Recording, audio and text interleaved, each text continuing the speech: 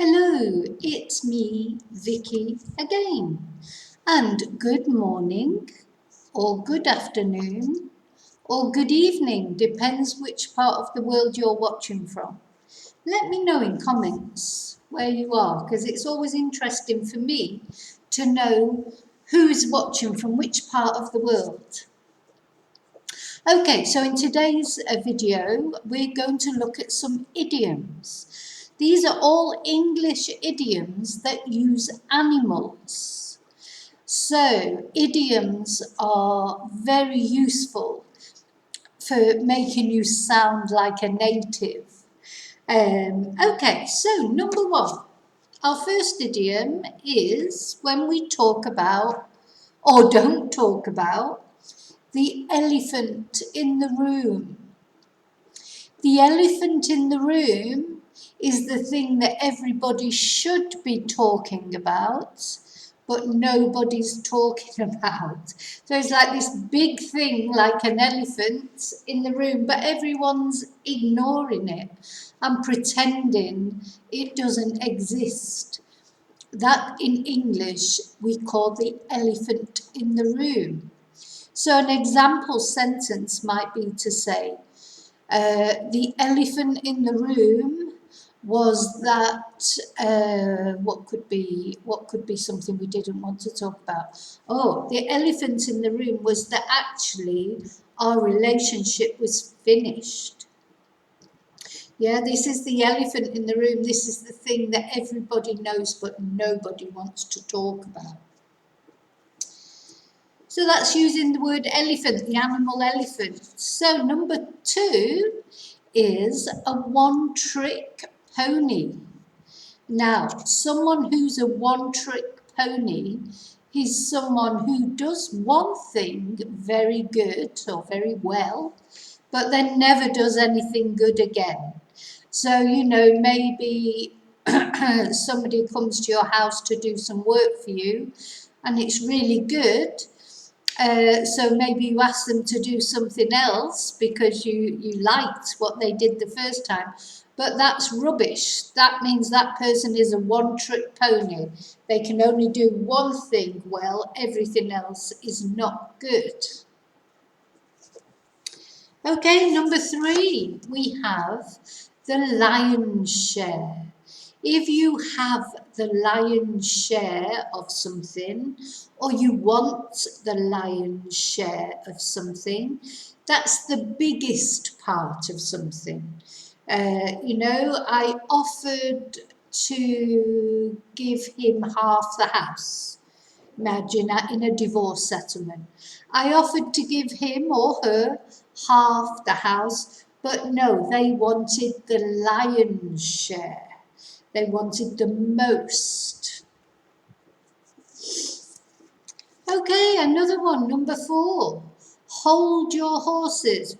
Whoa, whoa. Hold your horses is slow down. Slow down. Stop even. Hold your horses. Wait. Hang on. And of course, this will come from when we rode in carriages with horses. Hold your horses. Stop. Slow down. And number five, if maybe you know somebody who is pig-headed. It's a shame on pigs, actually. But if someone's pig-headed, it means they're obstinate. Yeah, they don't listen.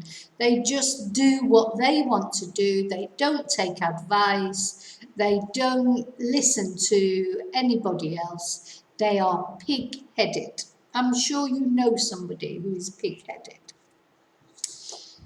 Number six is a weasel. We use a weasel to describe somebody, usually a man, but it could be a woman, who is sneaky.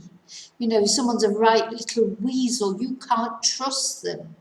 Okay, again, not sure why, if weasels are untrue. I think it's because weasels are like quite long creatures and they wriggle in and out of things. So yeah, a weasel is someone you cannot trust. And the opposite is really, I suppose, the cat's whiskers. If somebody or something is the cat's whiskers, it's the best thing in the world. If you say, oh, that house is the cat's whiskers, or that car is the cat's whiskers, it means it's fantastic, fabulous, brilliant. Another cat expression is to let the cat out of the bag. Now, in English, if you let the cat out of the bag, you tell a secret, or you say something that you shouldn't say, that somebody wasn't supposed to know. So it's like, oh, I let the cat out of the bag. I made a mistake, I put my foot in it, that's another one. So to let the cat out of the bag is to tell a secret. Number 9, to go to the dogs. In English, if you go to the dogs, it means you fall in, either you, or it could be a person, or a building or a thing. It becomes dilapidated, bad.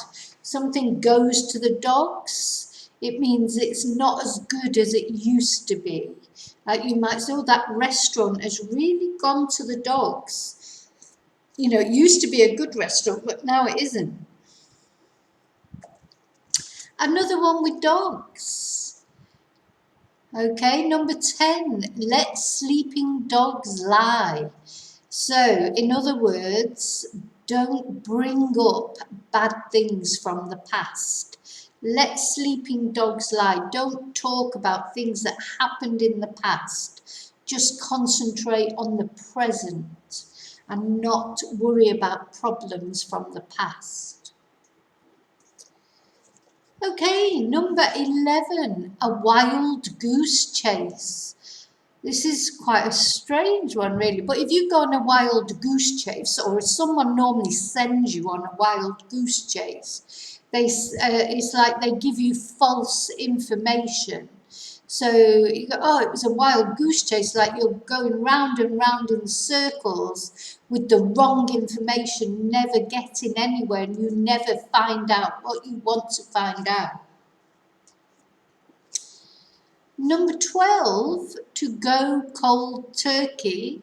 This is like if you're giving something up, like might be drugs, to be choose a dramatic example, but not necessarily drugs. You might be giving up coffee, you might be giving up alcohol, you might be giving up cigarettes, chocolate, anything you give up and you just stop. So not gradually, like think, oh, I'm going to cut down on drinking. Instead of 1 bottle of wine a night, I'm going to have 1 bottle of wine a week.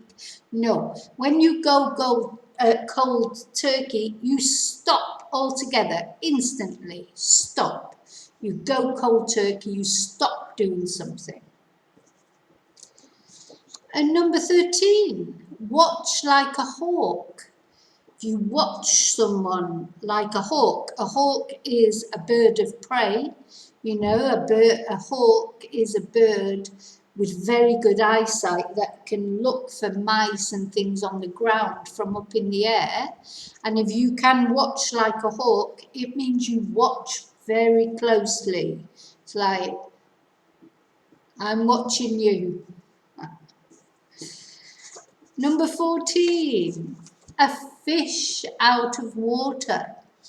If you're a fish out of water, you're in the wrong environment. You know, like when you go somewhere, we've all done it, you go maybe to a party or something and you feel really uncomfortable, you feel that you don't fit in, you don't like the other people, you have nothing in common with them. You feel like a fish out of water, uncomfortable, in the wrong environment. And number 15, a red herring. A red herring is a false clue. You hear this expression a lot in detective stories or, Sherlock Holmes, etc. If something is a red herring, it means you think it's true, but it turns out not to be true. It's a false clue, a red herring. Number 16, ants in your pants. If you have ants in your pants, you can't stop moving. You're full of nervous energy, and you just can't relax. When you can't relax, you have ants in your pants. Number 17, wouldn't hurt a fly. A person who wouldn't hurt a fly is a very gentle person. You say, oh, he's not aggressive at all. He wouldn't hurt a fly. He's a very gentle person who would never do anything violent or aggressive. Or she, of course. And then number 18, we say something is another kettle of fish. So maybe you're talking about something and you say, oh yes, I saw Jane yesterday and we were talking about her holiday. And oh, there was a problem with the train, but that's another kettle of fish. That's another story. It's a different story, or it's a different thing. Another kettle of fish is a different story. And number 19, I think, is quite an easy one. If somebody is a busy bee, then they're always working, always doing something. Buzz, buzz, buzz, buzz. You know how bees are always hardworking. So yeah, if somebody's a busy bee, then they're always doing something. They don't relax much. They like to be on the go all the time. And the last one of my favourites actually, a dark horse. If someone is, this is a person, really always a person, a dark horse is someone that doesn't always do what you expect them to do. So maybe you think someone's very quiet, a quiet person, and then suddenly they do something outrageous. And you say, oh my God, they're a dark horse. I didn't know they were an actor or they could sing or whatever it is they do that's completely the opposite to what you thought they were like. Also, if you have a competition, maybe someone running for Prime Minister is going on in Britain at the moment, or maybe in a competition like athletics or tennis or any competition, the dark horse is the person that's not expected to win but ends up winning. That would be the dark horse, the least suspected person to do something. Sometimes it can be positive, sometimes it can be negative. Okay, so let's just go through them quickly before I finish. So we've got, try and make some examples using these sentences. If you want to make some examples and send them to me or put them in comments, I will correct them for you or look at them for you. So, the elephant in the room. A one-trick pony. The lion's share. Hold your horses. Pigheaded. Weasel. The cat's whiskers. Let the cat out of the bag. Go to the dogs. Let sleeping dogs lie. Wild goose chase. Go cold turkey. Watch like a hawk. To be like a fish out of water. A red herring. Ants in your pants. Wouldn't hurt a fly. Now, can you see that? Wouldn't hurt a fly. Another kettle of fish. A busy bee. And last but not least, a dark horse.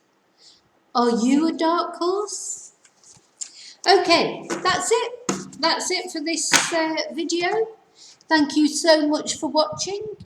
Please give me the thumbs up if you found the video useful, and don't forget to subscribe if you want to. It's totally free and it helps me out, that's all. So I'll see you very soon in the next video, and until then, may your God go with you. Thank you. Bye.